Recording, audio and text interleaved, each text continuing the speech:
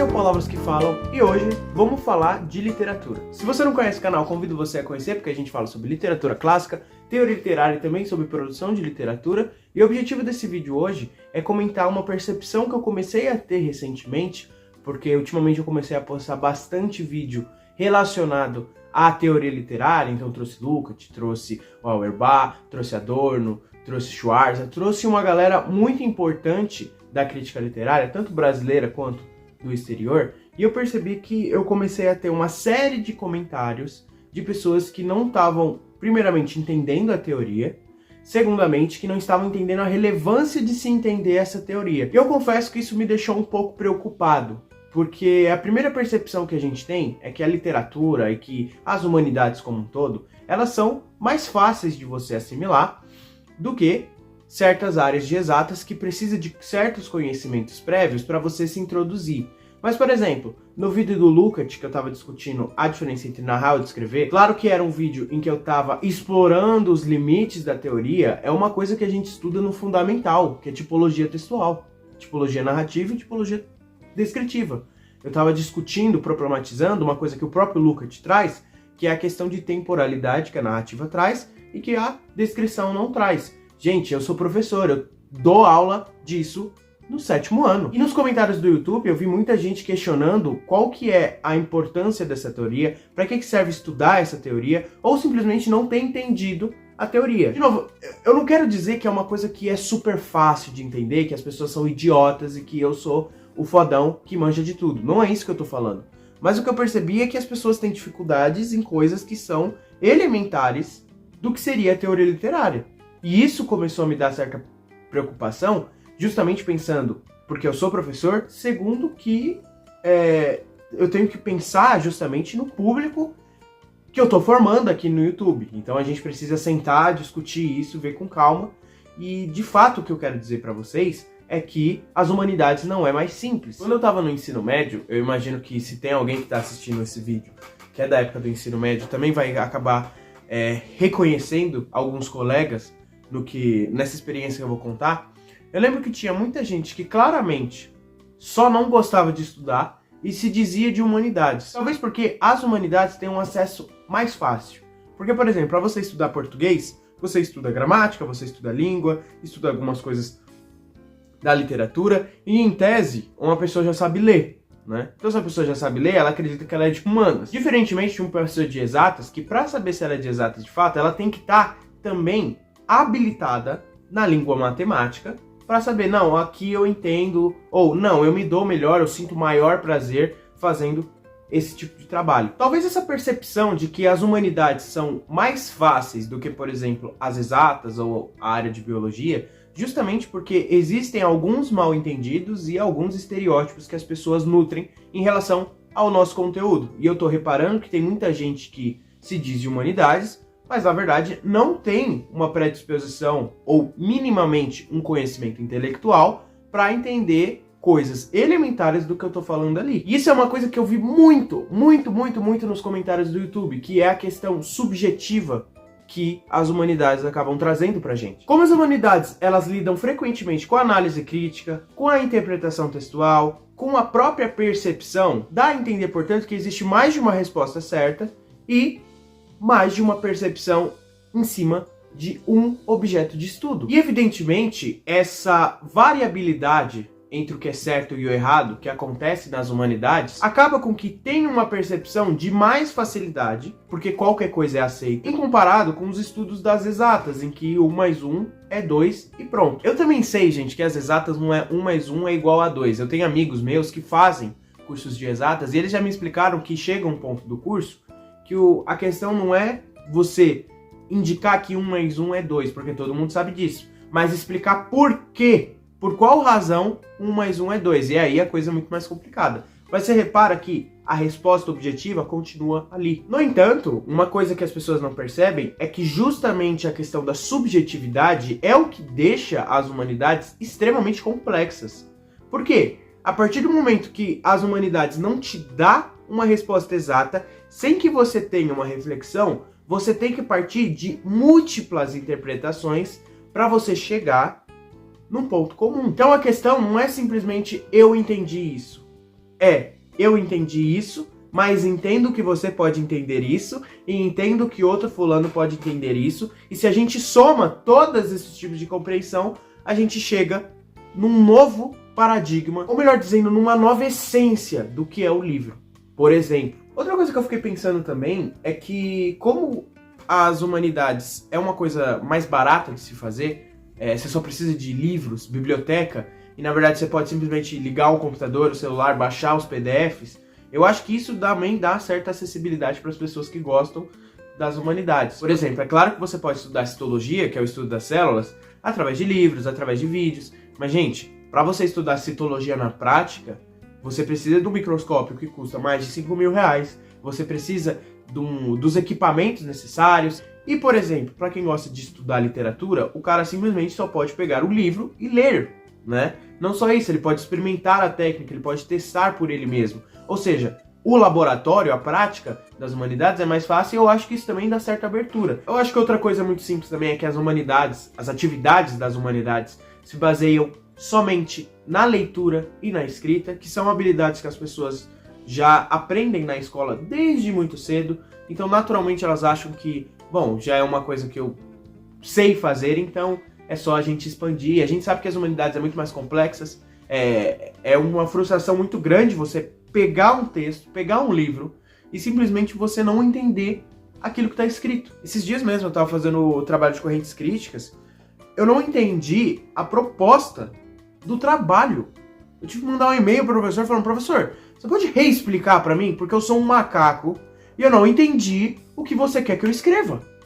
Eu tava nesse nível, assim, de preocupação com o trabalho. Pra você ver como a coisa é complexa de fato. E evidentemente que a leitura escrita é uma atividade que acaba sendo bem menos desafiadora do que, por exemplo, você conduzir um experimento num laboratório. É claro que todos esses elementos que eu tô mostrando aqui também revelam pra gente certa desvalorização cultural que as humanidades têm em cima, por exemplo, das áreas de exatas e de tecnológicas, que são associadas a cargos mais remunerados e de maior prestígio do que propriamente eu que sou professor. E evidentemente isso cria uma perspectiva de que as humanidades são mais fáceis, porque ganha menos, ou seja, menos valorizado, do que propriamente nessas áreas de maior remuneração. Fazendo um diagnóstico, de certa forma, do porquê que as humanidades é desvalorizada, eu quero agora elevar, evidentemente, as humanidades para que as pessoas justamente percebam o potencial e a exigência das competências que as humanidades têm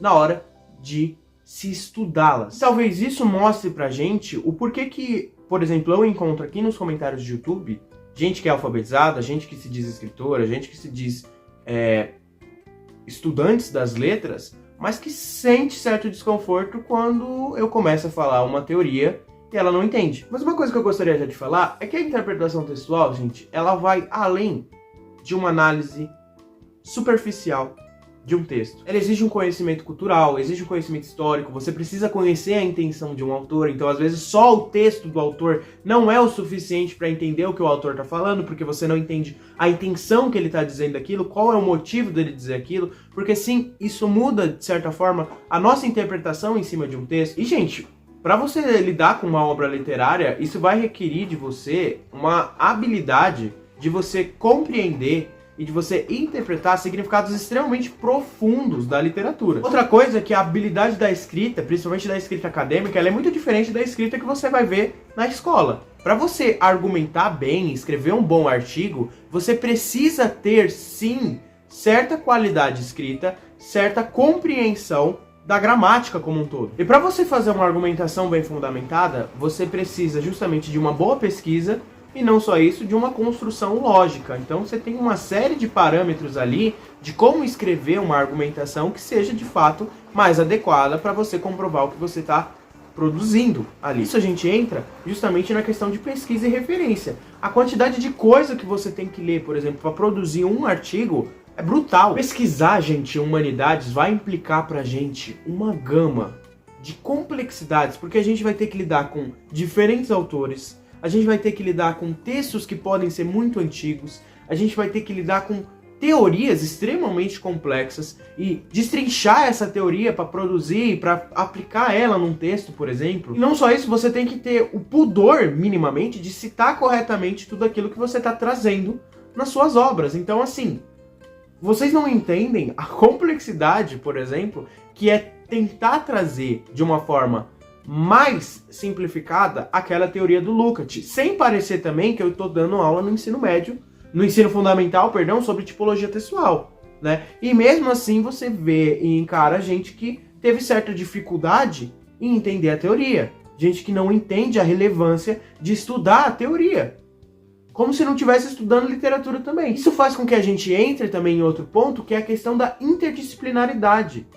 Quem estuda humanidades não é isento das suas outras áreas. Se você quer ler a Divina Comédia, por exemplo, você vai ter que ter um conhecimento legal de literatura greco-latina e vai ter que ter um conhecimento do caralho também de teologia. Principalmente a parte do purgatório e do paraíso, o que mais tem é discussões teológicas, representações teológicas. E se você ler uma Divina Comédia, por exemplo, sem notas de rodapé, tu não vai entender. Então, ou você tem o conhecimento prévio, ou minimamente você tenha uma edição que tenha muitas notas, que seja muito bom. A gente volta também para a questão de subjetividade, né? Porque a gente, como estudantes das humanidades, nós pensamos que um dos gostos que a gente tem é justamente do debate e de reinterpretar, muitas vezes, teorias e literaturas. Isso foi, por exemplo, que eu falei muito no último vídeo sobre o Machado de Assis, né? Como que o Machado de Assis foi reinterpretado tantas e tantas vezes até o que a gente entende que o Machado de Assis é hoje. Isso faz com que a gente seja obrigado, muitas vezes, a desafiar ideias estabelecidas. E para você desafiar uma ideia estabelecida, irmão, você tem que ter muito culhão, cara. Sério. Porque, imagina só, você tem um intelectual que é reconhecido na academia e você tem uma dúvida sobre algo que ele fala. Você acha que ele está dizendo algo que não está certo. Para você chegar e falar para ele, irmão, eu acho que você está errado, mano, você tem que ter um pensamento crítico, uma capacidade argumentativa muito foda, cara. É muito difícil, sabe? Tem um professor meu da USP mesmo, que ele estava criando uma teoria que queria descanonizar o José de Alencar, né? Porque ele queria... Para ele, o José de Alencar não era um grande escritor da literatura brasileira, tinha outros nomes e tudo mais. Enfim, é uma briga dele, eu não concordo. Apesar dos pesares, eu já xinguei tanto o José de Alencar aqui nesse canal, né? Mas apesar dos pesares, é um dos meus escritores favoritos. Sobretudo escritores brasileiros, tá ali no meu top 4 ou 5. Eu gosto muito do José de Alencar, apesar de reconhecer os erros dele. Nisso a gente pode entrar também nessas diferenciações culturais, históricas, questões de tradução, de linguística propriamente, né? Porque se a gente pega o próprio português, tem uma variação histórica grande entre o português do trovadorismo e o português que é falado no século XVIII e o português que nós utilizamos aqui no século XXI, né? Tem uma diferença extremamente grande. Tá? Então você tem que ter um conhecimento de linguística, lidar com esses textos antigos é complicado. Não só isso, muitas vezes você vai ter que lidar com textos que não têm tradução. E para fechar aqui, para você estudar a teoria, a filosofia da literatura, por exemplo, exige um nível de abstração e de intelectualização do conteúdo que de fato não é uma coisa tão fácil assim, tá? E eu tô percebendo isso agora com o canal. No Instagram eu tinha falado que muitas pessoas tinham comentado do meu professor de correntes críticas que ele era um professor muito elitista, que ele era um professor muito... não sabia explicar, que ele tinha uma didática horrível. E, enfim, eu ouvia as críticas das pessoas ali no grupo de WhatsApp, só que eu não concordei, né? Eu não falo, obviamente não falei nada, mas eu não concordei justamente porque eu simplesmente achei que a disciplina só era difícil. O problema não era o professor. Na verdade, o professor dava textos assim, por exemplo... O Mimesis do Auerbach foi uma coisa que eu comentei aqui no canal já também. Ele trouxe muito mastigadinho. Ele separou os excertos do livro. O livro tem mais de 800 páginas, mas ele separou os excertos do livro bonitinho, que ele queria que a gente lesse. Quer dizer, ele faz uma separação muito mastigada daquilo que a gente tem que ler em efetivo, por exemplo. Eu só achei que realmente era uma disciplina muito difícil. E era uma disciplina que, por exemplo, se eu não lia o texto da semana... eu me boiava na aula, porque realmente é uma disciplina muito complicada. E era só isso. O problema não era o professor, é que na verdade é um conteúdo complexo em sua essência. E abstrair esse conteúdo se prova muito difícil, né? Você estudar a teoria literária só na teoria literária, sem você ter a base do livro em si, é muito complicado. O que eu quero mostrar é que as humanidades, ou por exemplo, a simples leitura de um livro, vai exigir da gente certas habilidades, um conjunto de habilidades, melhor dizendo, que mostram pra gente o quão desafiador pode ser a coisa. E que a percepção de que as humanidades é mais simples é um mal entendido que até as pessoas que estão dentro das humanidades acabam não reconhecendo, tá? Então, se você quer ser professor, quer ser escritor, ou minimamente gosta do estudo das letras, que eu sei que é o caso aqui mais no meu canal, eu vou dizer uma coisa pra você, cara. Entenda que não é tão fácil assim. Eu não tô querendo afastar você, não tô querendo dizer que você, de fato, tem que sair do canal, ou que isso aqui não é pra você, não é isso. Mas, vai ter vídeo do meu canal que, apesar de não parecer, é mais ideal você ver com um papel e um lápis na mão para você ir anotando. Porque são conteúdos de aulas universitárias. Não tô falando também que eu sou fodão, que eu deveria trabalhar em todas as universidades do mundo, não é isso que eu tô dizendo. Mas que realmente, gente, tem conteúdo mais complexo. Na verdade, eu só tô repassando o que eu vejo ali na USP. Enfim, é isso. Se você gostou do vídeo, deixa o like, se inscreve no canal, também me segue no Instagram, que eu compartilho boa parte da minha jornada de estudos, coisas referentes ao YouTube também. E valeu!